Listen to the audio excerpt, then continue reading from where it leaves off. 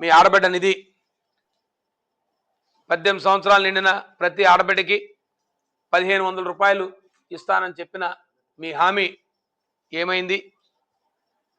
అలాగే ప్రతి నిరుద్యోగ యువతకి నెలకు 3000 రూపాయలు చెప్తూ ఇస్తున్న మీ నిరుద్యోగ భృతి ఏమైంది?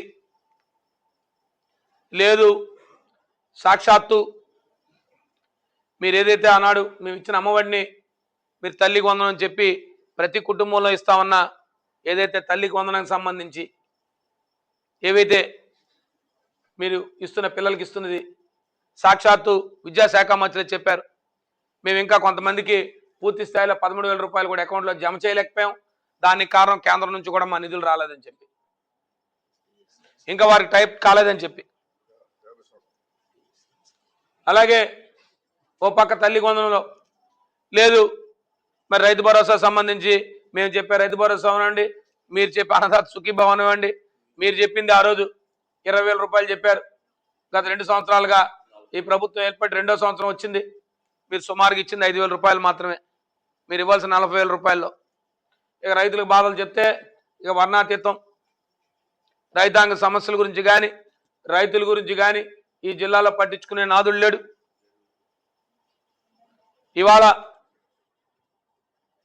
యూరియా ఇవ్వండి మహాప్రభు అంటే దానికి రకరకాల మాటలు చెప్తారు మా వ్యవసాయ శాఖ మంత్రులు. సాక్షి పేపర్లో ఫోటో వేశారు, సాక్షి పేపర్లో ఫోటో కాదు, మీరు రండి గ్రామాలకు అని చెప్పి మేము చెప్పాం. ఏదైతే యూరియా కొరత మీద మేము ఆరాడు ప్రతి రెవెన్యూ డివిజన్ ఆర్డీఓ అధికారికి వినతిపత్రం ఇచ్చుదని చెప్పాం. మీరు సాక్షాత్ ప్రతినిధులు ఎవరైనా మీరు సంతృప్తి పడితే మీకు నచ్చిన గ్రామానికి వెళ్ళి మీరే రైతులను అడగండి, మీ మీడియా ప్రతినిధులు తీసుకెళ్ళి మీకు సౌలభ్యంగా మీకు యూరియా అందుతుందా లేదనంటే మీరు కూర్చొని మీకు కావాల్సిన స్టాక్స్ ఉన్నాయని చెప్పి అధికారుల ద్వారా చెప్తారు. ఇంకా ఇప్పటికి కూడా అవి తీరలేదు, ఇంకా ఇప్పటికీ ఆ యూరియా కొరత ఉంటూనే ఉంటుంది. మీ అసెంబ్లీ వేదిక ద్వారానే మీ శాసనసభ్యులు కూడా చెప్పారు. కాబట్టి ఆ కార్యక్రమాలు అవనివ్వండి, లేదు మరి 50 సంవత్సరాలు నిండిన వాళ్ళకి పెన్షన్ అని చెప్పారు, ఎస్సీ ఎస్టీ బీసీలందరికీ కూడా. మరి వాళ్ళ ఆ 50 సంవత్సరాల పెన్షన్ ఏమైందో తెలియదు.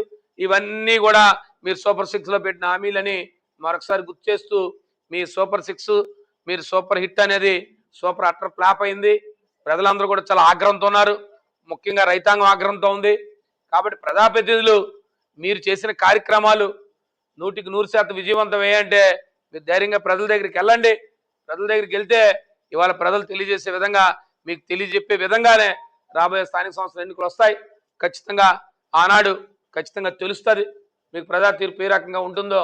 మీరు అది కొద్ది కాలంలోనే రాబోతాయని చెప్పి మీ ద్వారా తెలియజేస్తూ, కాబట్టి మీరు చెప్పిన సూపర్ 6 అటర్ ఫ్లాప్ లేదు, మీరు చేస్తున్న అన్ని కార్యక్రమాలు ఇక మేము చెప్పేవి ఇంకే ఒకటని కాదు.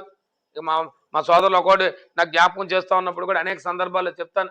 ఇక రోడ్ల గురించి బ్రిడ్జీల గురించి లేదు, ఇంకా జరుగుతున్న పరిస్థితులన్నిటి గురించి ఏదో ఇంతకుముందు చెప్పారు, మేము రోడ్లు అయితే గోతులు అయ్యాయి అని చెప్పి మా దగ్గర చెప్తాను. గోతులు కాస్త నూతులు అయ్యాయి, ఆ నూతులన్నీ కూడా రాబోయే రోజుల్లో మరి మీ సోదరులందరినీ తీసుకెళ్ళి చూపిస్తాం. ఆయన చెప్పిన జనవరిలో సంక్రాంతికి అన్నీ అయిపోయాయని చెప్పారు, మళ్ళీ సంక్రాంతి వచ్చేస్తుంది.